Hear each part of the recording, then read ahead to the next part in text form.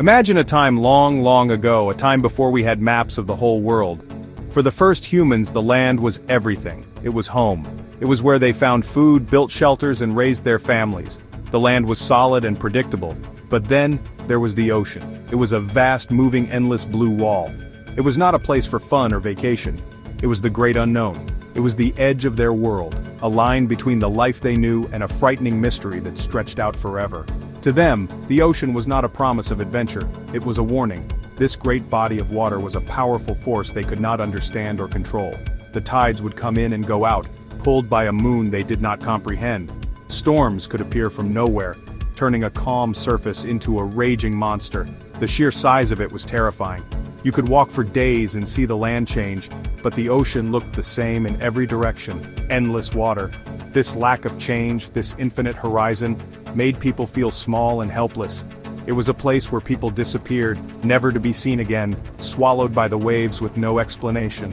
For these early people, the sound of the ocean was the sound of danger. The constant roar of the waves crashing against the shore was a reminder of its immense power. It was a sound that never slept, a deep rumble that spoke of things hidden in its depths. They saw how it could smash rocks into sand over time. They saw how it could pull entire trees out to sea during a storm.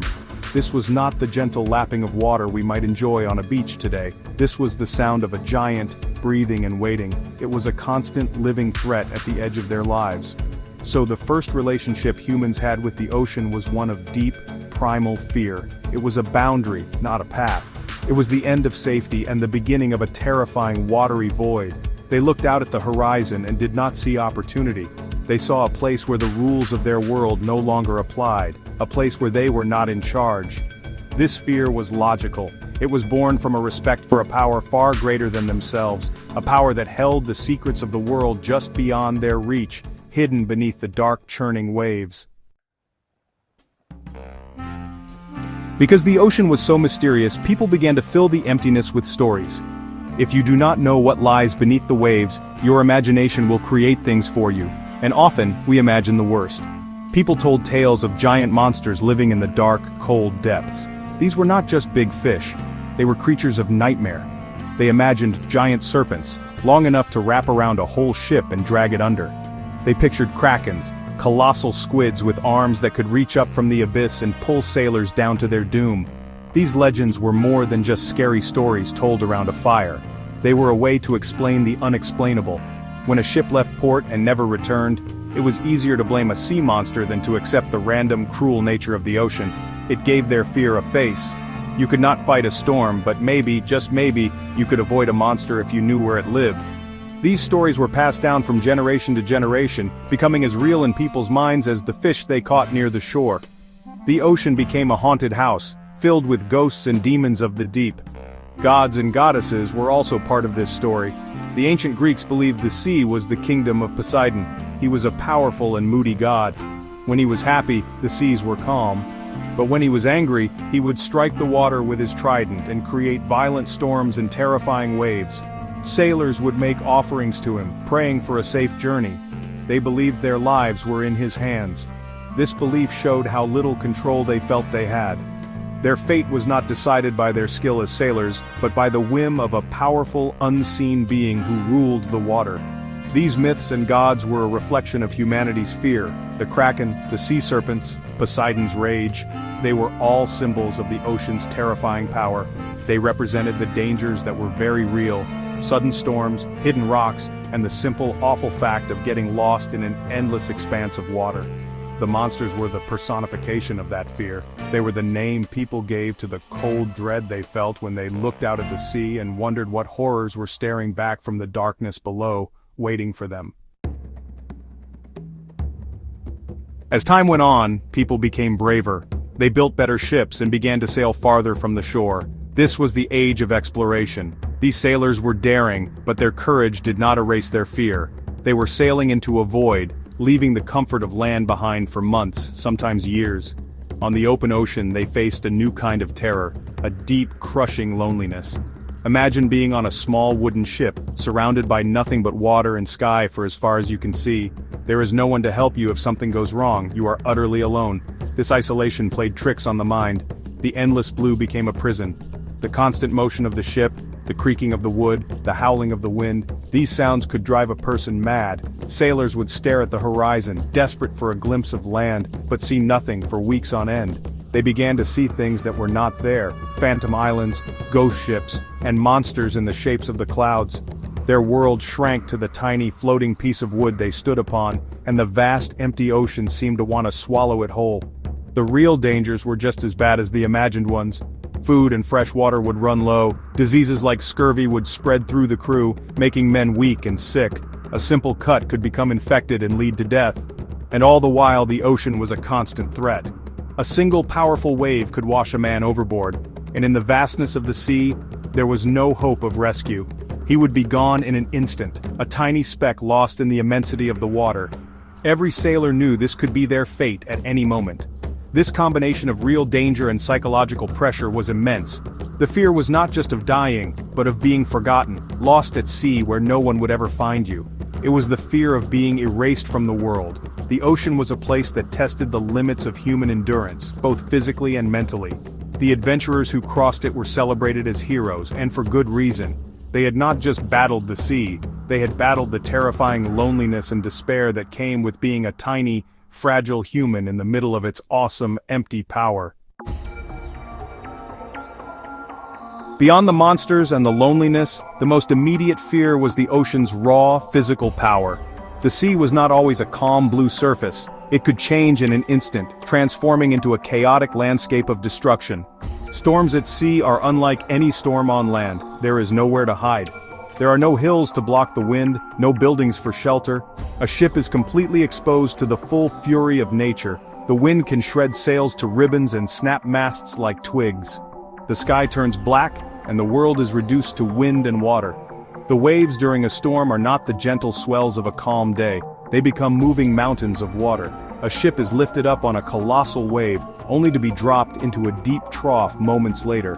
The ship groans and creaks, threatening to break apart with every impact. Water crashes over the deck, sweeping away anything and anyone not tied down. It is a violent, terrifying experience.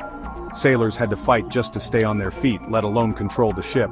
They were battling a force that was infinitely stronger than they were, and all they could do was hold on and pray. Shipwrecks were a common and horrifying end for many voyages. A ship could be smashed against hidden rocks, torn apart by a hurricane, or simply swamped by waves until it sank. For the sailors, a shipwreck was a nightmare. They would be thrown into the cold, churning water, surrounded by splintered wood and drowning shipmates. The same ocean that had carried them for months would now become their killer. The struggle for survival was often short and hopeless. The cold would numb their limbs and the waves would pull them under. Drowning was a terrifying and lonely death. This is why the ocean was seen as a graveyard. For centuries it was the final resting place for countless ships and sailors. The bottom of the sea is littered with their bones and the wreckage of their vessels. Each wreck tells a story of a journey that ended in tragedy. People knew this. When they said goodbye to a sailor, they knew there was a very real chance they would never see him again. The ocean did not give up its dead. It held them in its silent, dark depths, a constant, chilling reminder of its lethal and unforgiving power. The ocean's terror was not always natural. Sometimes the most frightening things on the water were people. During the Atlantic slave trade, the ocean became a place of unimaginable human cruelty. For millions of enslaved Africans, the sea was not a path to a new world. It was the beginning of a living hell. They were captured, torn from their homes, and forced onto ships. The journey across the ocean, known as the Middle Passage, was a nightmare of suffering and death. The fear they felt was not of sea monsters, but of their fellow human beings. Packed tightly into the dark, filthy holds of slave ships, these people faced conditions that are hard to even imagine. They were chained together, with barely enough room to move or breathe. Disease spread rapidly in the cramped, unsanitary space. Many died from sickness, starvation, and despair. The air was filled with the sounds of moaning and crying. For them, the ocean was a floating prison. The rhythmic rocking of the ship was not a comfort, but a constant reminder that they were being carried further and further away from everything they had ever known and loved. The cruelty of the captors was a constant source of terror. The enslaved people were treated as cargo, not as human beings. They were subjected to brutal punishments and violence. The threat of being thrown overboard was very real. Anyone who was too sick or who dared to resist could be cast into the sea to drown. For these individuals, the ocean became an instrument of terror used by their oppressors. It was a weapon, a tool for murder and intimidation. The deep water that surrounded them offered no escape, only a different kind of death. Therefore, for millions of people, the ocean became a symbol of lost freedom and profound sorrow. It was a watery barrier that separated them from their past and carried them toward a future of bondage. The waves did not whisper tales of adventure, they whispered tales of grief. The Atlantic Ocean became a massive, unmarked grave for the estimated 2 million people who died during the Middle Passage. This chapter of history added a dark, human-made layer to the fear of the sea. The ocean was not just a natural force to be feared, it was a stage for some of the worst acts of human cruelty. In our modern world, our relationship with the ocean has changed in many ways. We have giant, powerful ships that can cross the sea in days, not months. We have weather satellites that can warn us of storms long before they arrive. We have GPS to tell us exactly where we are, so we no longer fear sailing off the edge of the world. For many of us, the ocean is a place for fun. We swim in it, we surf on its waves, and we relax on its sandy shores. The old fears of krakens and angry sea gods have mostly faded away, replaced by science and technology. However, this new comfort has not erased the ocean's true power. We may have tamed some of its dangers, but we have not conquered it. Modern ships, even the largest ones, can still be sunk by powerful rogue waves or extreme storms. Tsunamis, generated by underwater earthquakes, can wipe out entire coastal cities with terrifying speed. The ocean still has the power to take lives, and it does so every year. Our technology has made us safer, but it has not made us invincible. The ocean remains a force of nature that is far greater than anything we can build. The old fears have been replaced by new ones. We no longer worry about sea serpents, but we do worry about what we are doing to the ocean.